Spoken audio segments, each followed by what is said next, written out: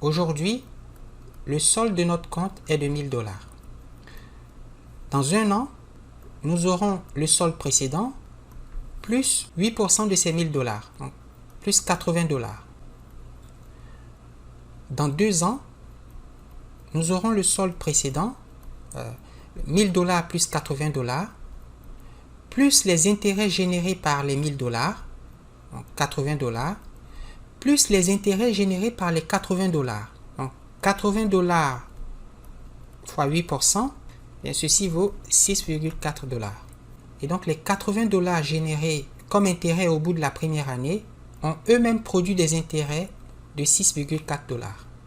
Au bout de la troisième année, le solde du compte sera de 1000 $ plus 80 $ plus 80 $ plus 6,4 $, et c'est-à-dire le solde précédent, plus les intérêts générés par chacun de ces montants. Alors, les 1000 $ vont produire des intérêts de 80 $, les 80 $ vont produire des intérêts de 6,4 $, ces 80 $ vont eux-mêmes générer des intérêts de 6,4 $, et enfin les 6,4 $ vont générer des intérêts égaux à 6,4 fois 8%, soit 0,512 $. Donc 0,512. On a donc 1000 $ initialement, 1080 $ au bout de la première année, 1000 plus 80 plus 80 plus 6,4, ça fait 1166,4 $ au bout de la deuxième année, et 1000 plus 80 plus 80 plus 6,4 plus 80 plus 6,4 plus 6,4 plus 0,512 équivaut 1259,712 $. Voici les soldes de notre compte bancaire à la fin de chaque année.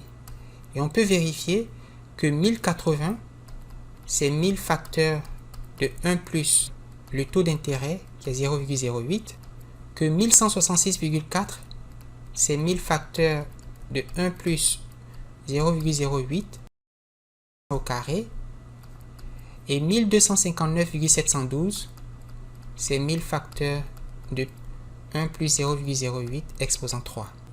On peut donc tirer que la valeur future d'un capital de 1000 $, qui échoit dans 3 ans, au taux I égale à 8%, c'est 1000 facteurs de 1 plus 8% exposant 3. Et pour n périodes, on a 1000 facteurs de 1 plus 8% exposant n. En règle générale, si on place un montant x aujourd'hui, au bout de n périodes, le solde du compte sera de x facteurs de 1 plus le taux d'intérêt exposant n. Ce montant x placé aujourd'hui, on l'appelle la valeur présente, tandis que le montant perçu à la date n, à l'échéance, c'est la valeur future, ou FV. Alors si la valeur présente vaut x, et que la valeur future, c'est x facteur de 1 plus i à la n, on peut écrire que FV, la valeur future, c'est la valeur présente, fois 1 plus i exposant n.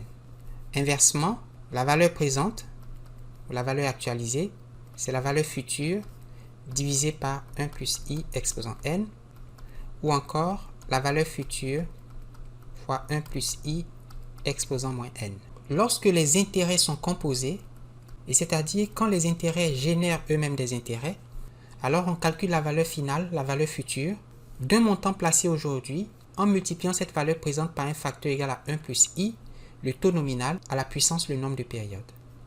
Et cette formule est dite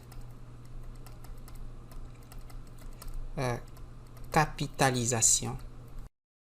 Tandis que la formule qui permet de connaître la valeur présente, connaissant le montant récupéré à échéance, est dite actualisation.